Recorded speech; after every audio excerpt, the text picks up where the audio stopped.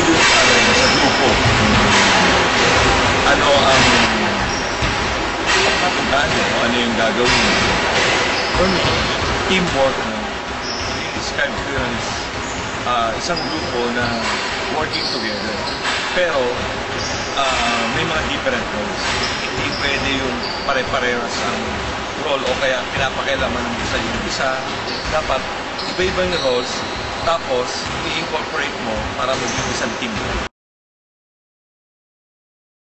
Ano po yung mga experiences nyo kung bakit nyo pa nasabi yung ganyang ano? Actually, yung team natin this year, no, yung example team natin, yung varsity team natin, wala naman tayong recruit na talagang magaling na magaling, isang dominating player. Yung team natin is more on mga players na, mga role players dun sa mga different school na pinagalingan nila. Hindi naman sila mga superstars, hindi sila yung mga go-to guys. Kaya, ang ginawa ko this year sa team natin is they play as a team, they work as a team, offensively and defensively. Kaya, yun ang concept ng team natin is more on teamwork. Ano po mga activities nyo po para po ma-develop nyo po yung teamwork sa atin? Siguro more on, katulad tayo, yung basketball team natin, lagi naman nagpa-practice araw-araw, doon nakukuha yun.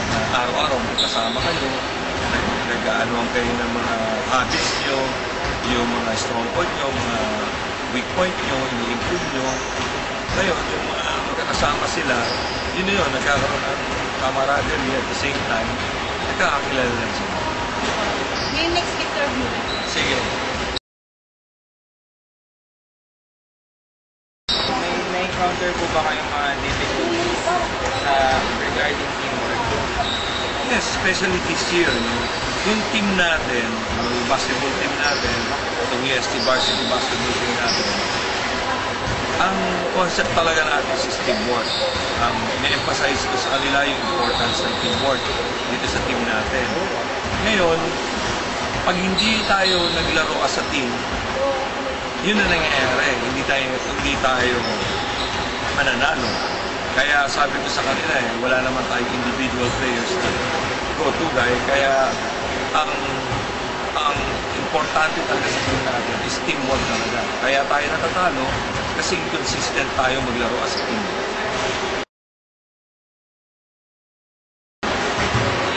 Nagkakaroon naman po ng mga ganong problema. Ano po yung ginagawa nyo para mabalik po yung unity?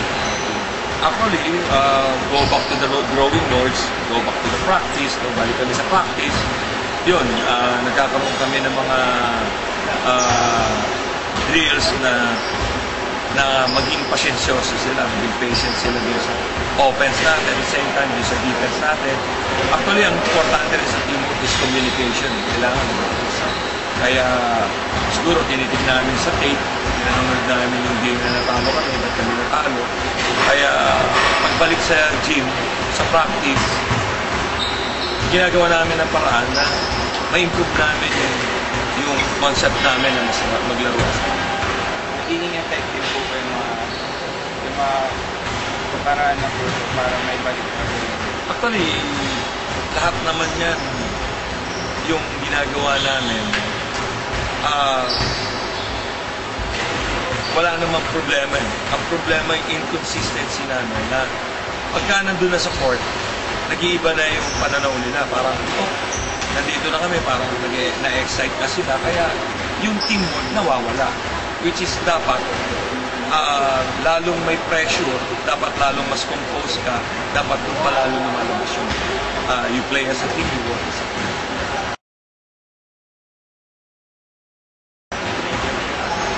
So lang po sanang malaman kung bakit paminsan-minsan natatalo yung team. Inconsistency, yun ang unang problema namin. Inconsistency, ibig sabihin, consistent kami sa you play as a team and work as a team. Yun lang ang concept, actually ang concept ng team. To play as a team and work as a team. Ibig sabihin, teamwork talaga para manalo kami. Ngayon, inconsistent kami, kaya ganun. Ibig sabihin, first, second, third quarter, nakakapaglaro kami ng as a team. Pagdating ng mga fourth quarter, bumibigay kami kasi bakit? Iba na iniisip namin eh. Hindi na team yung iniisip namin, kundi individual na. Kaya siguro yun ang nangyayari sa atin. Yun ang nagiging downfall natin. Ano po yung mga parang ginagawa niyo po para maiwasan yung mga ganong pangyayari? Actually, balik lang sa practice. Tapos pakita mo sa kanila yung game na natalo kami para makita nila kung ano yung nangyaring mga mali namin para pagbalik namin ma-correct namin yung mga mali at the same time mag-improve pa kami doon sa mga aspect na mahina.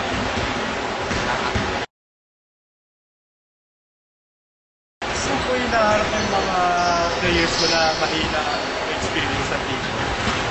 Mahina sa teamwork. Actually, sa practice pa rin talaga yun. Bibigyan mo sila ng practice na magiging pasyensyoso din sila. Kundi ipapakita mo rin sa kanila na kung ano yung value ng pagka naglaro kayo as a team. You work as a team. Bakit ka mo? Kunyari, may ginawa tayong we make sa offense, mga 3, 4, 5, 6, 7 passes. Pinapakita namin sa take yun, ayan yun, kaya tayo nakaka-score kasi meron tayong extra passes. We work as a team, we play as a team. Kaya nakaka-shoot tayo na madali. Pero pagka nag-individual tayo, yan ang nangyayari sa atin. Lahat ng mali, inaabot natin.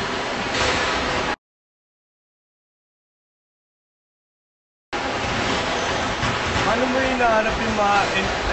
nakaka-apekto po ba yung mga emotional problem ng bawat player sa effort ng team?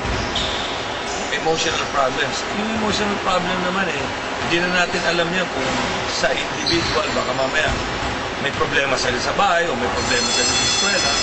Yun ang hindi ko na masasagot kasi ang sa akin, ang problema dito sa team, sa basketball team, yun ang inaayos namin. At sinasabi ko sa kanila, pag nandito kayo sa team, mag-focus kayo dito sa ginagawa natin.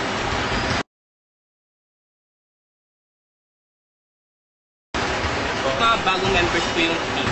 Ano yung po tinutulungan yung mga bagong players ngayon para makapag-adjust sila sa mga team? Actually, sinasama na namin sila isa-isa dun sa mga regular players para makasama nila, maturuan sila kung ano yung mga ginagawa namin. Kunti-kunti hanggang nag-build na sa kanila na okay, ito pala yung system, ito pala yung ginagawa nila hanggang pumasok na, hanggang magkaroon na sila ng makapag-gel na sila sa ibang mga players.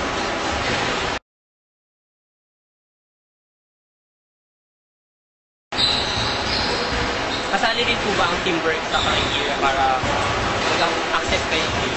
Actually, yung individual skills, tinitingnan muna namin. Pero pagdating dito, kasi iba-iba naman ang iba-iba naman yung characteristics ng players. Lalo yung mga players na mga kinuha natin this year, wala naman talagang go-to guy, wala naman talagang mga pangalan. Kaya ang in-emphasize natin is teamwork. Mananalo lang tayo if we play as a team and work as a team. Pag hindi tayo naglaro as a team o work as a team, walang mangyayari sa team natin. Kaya ang importante, depende sa player na darating. Merong mga players na pwedeng puntahan dahil magaling siya eh. Pero meron naman grupong players na kailangan i-run natin yung offense natin o mag-set up tayo ng defense namin, teamwork.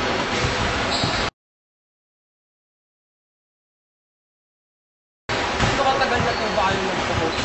Actually, since 2006 up to the present.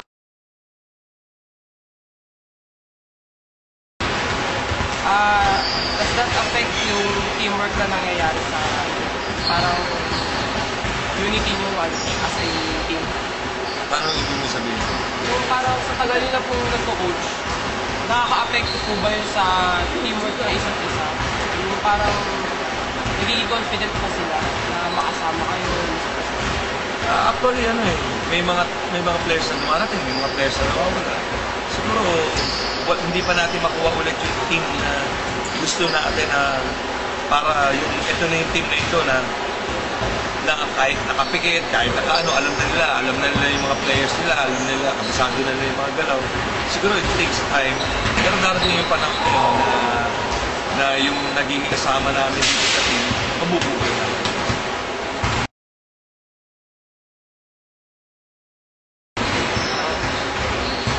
Ano po ba yung tinuturing yung greatest asset sa team? For me this year, if we play as a team and work as a team, marami kaming tatalunin na team. Kaya alam, inconsistent ka kami to play as a team and work as a team. Yung teamwork medyo nandun ng 2 quarter, 3 quarter. After 3 quarters, pagdating ng last quarter, medyo individual na ang laro namin. Kaya nangyayari, yun ang nangyayari. Kung paano tayo, inconsistent tayo to play as a team and work as a team.